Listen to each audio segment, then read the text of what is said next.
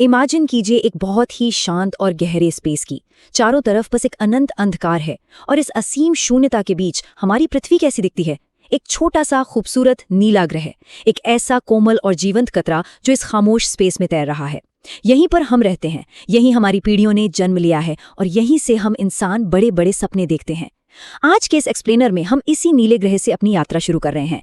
हम एक visual journey पर चलेंगे और जानने की कोशिश करेंगे कि इस अथाह ब्रह्मांड के पार आखिर क्या है। ये विचार ही अपने आप में कितना क्रेजी है ना, कि इतनी बड़ी शून्यता में हमारा घर कितना छोटा सा है। अब जब भी हम रात के समय आसमान में तारों की उस अनगिनत भीड़ को देखते हैं तो एक बहुत ही स्वाभाविक सा सवाल दिमाग में पॉपअप होता है, क्या हम इंसान इस ब्रह्मांड में अकेले हैं?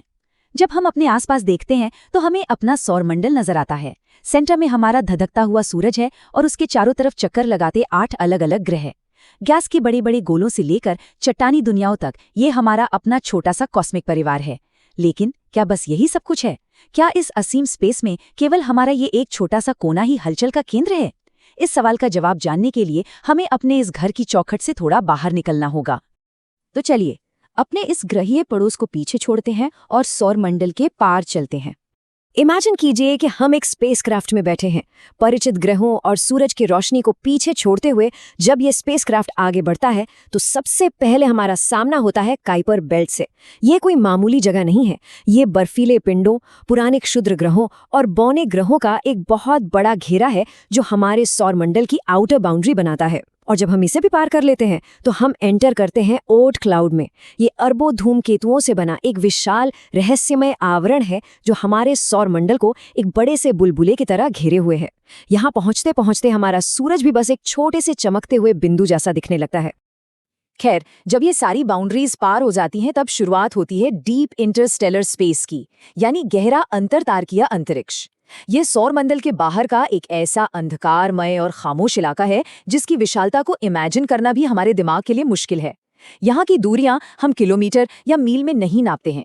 ये दूरियां इतनी ज्यादा है कि ब्रह्मांड की सबसे तेज चीज यानी लाइट, जो 1 सेकंड में 3 लाख किलोमीटर ट्रैवल करती है, उसे भी इन दूरियों को पार करने में कई साल लग जाते हैं। लिटरली सालों। ये एक ऐसा गहरा अंधकार है जो हमें एहसास कराता है कि स्पेस असल में कितना विस्तृत और खामोश है। अब थोड़ा और जूम आउट करते हैं और बात करते हैं हमारी गैलेक्सी मिल्की वे की। अरबों तारों का एक विशाल समूह। जब हम उस गहरी डीप स्पेस से बाहर की ओर देखते हैं तो पता चलता है कि हमारा ये पूरा सौरमंडल मिल्की वे नाम की एक विशाल गैलेक्सी का बस एक मामूली सा हिस्सा है। इस गैलेक्सी में अरबों तारे हैं और हर तारे के पास अपने खुद के ग्रह हो सकते हैं। लेकिन पता है, इस चमचमाती गैलेक्सी को और करीब से समझने पर एक बहुत बड़ा सस्पेंस सामने आता है। इसकी सर्पील भुजाओं और तारों के इस महासागर के बिल्कुल सेंटर में एक बहुत गहरा रहस्य छुपा है। कुछ ऐसा जो पूरी गैलेक्सी को अपनी तरफ खींच रहा है, उसे एक आकार में बांधे हुए है, लेकिन खुद एक मिस्ट्री बना हुआ है।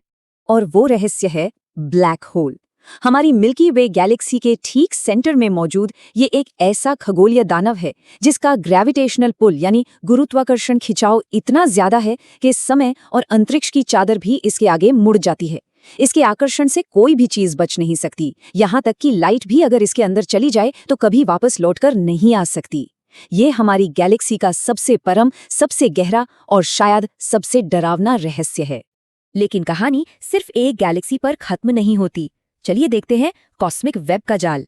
ब्रह्मांड का स्केल यहाँ आकर हमारी इमेजिनेशन की सारी हदें तोड़ देता है। स्पेस में ये सारी गैलेक्सियां ऐसे ही रैंडम तरीके से नहीं बिखरी हैं। जब आप ब्रह्मांड को सबसे बड़े मैक्रोस्कोपिक स्केल पर देखते हैं ना, तो ये सब मिलकर एक बहुत बड़ा जाल बनाती हैं जिसे कॉस्मिक वेब कहते हैं। ये अरबों खरबों गैलेक्सियों का एक विशाल और आपस में जुड़ा हुआ स्ट्रक्चर है। इमेजिन कीजिए एक ऐसे अनंत ढांचे की जहां हर एक चमकता हुआ धागा असल में हजारों गैलेक्सियों और खरबों तारों से मिलकर बना है और इन धागों के बीच मौजूद है असीम खालीपन। और सबसे क्रेजी बात, ये ब्रह्मांड लगातार फैल रहा है। जी हाँ, ये कोई रुकी हुई अस्थिर चीज नहीं है।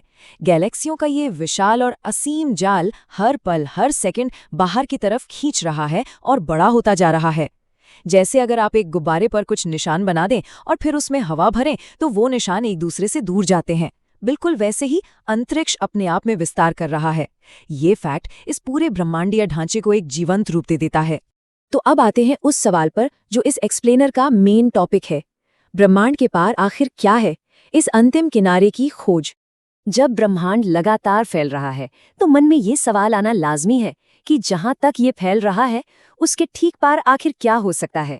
इसका एक बहुत ही पॉपुलर संभावित उत्तर है मल्टीवर्स। ये एक ऐसी थ्योरी है जो कहती है कि हमारा ब्रह्मांड अकेला नहीं है।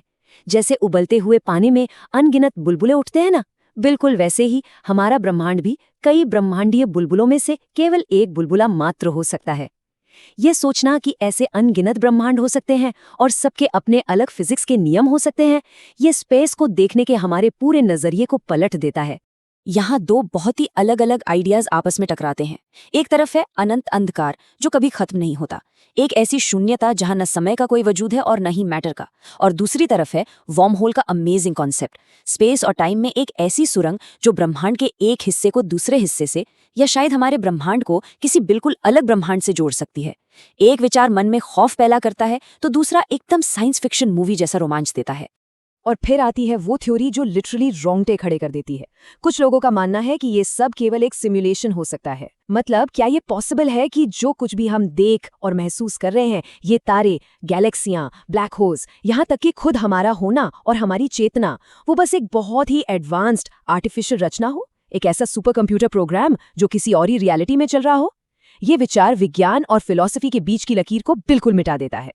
तो चलिए इन सारे बड़े बड़े कॉन्सेप्ट से वापस लौटते हैं उसी अनंत रहस्य की ओर जहां से हमने ये यात्रा शुरू की थी। मल्टीवर्स, सिमुलेशन और अनंत ब्रह्मांडों के इन भारी भरकम पैमानों से वापस लौटते हैं अपने गैलेक्सी, अपने सौर मंडल और फाइनली उसी छोटे से नीले ग्रह की ओर। इतनी विशाल दूरियों से लौटकर साइंस की इतनी बड़ी अवधारणाएं अंततः एक ही दृश्य में सिमट जाती हैं। आसमान की ओर देखता एक इंसान। ब्रह्मांड चाहे कितना भी बड़ा, रहस्यमय या अनंत क्यों न हो, उसे महसूस करने, उसके बारे में सोचने और उसे समझने का प्रयास करने वाला दिमाग इसी छोटे से ग्रह पर मौजूद है। जब तारों की ओर हम इस नज़र से देखते हैं तो एक गहरा दार्शनिक सवाल उठता है, मैं कौन हूं और ये ब्रह्मांड आखिर क्या है? इस अथाह विशालता के सामने हमारा अस्तित्व क्या मायने रखता है?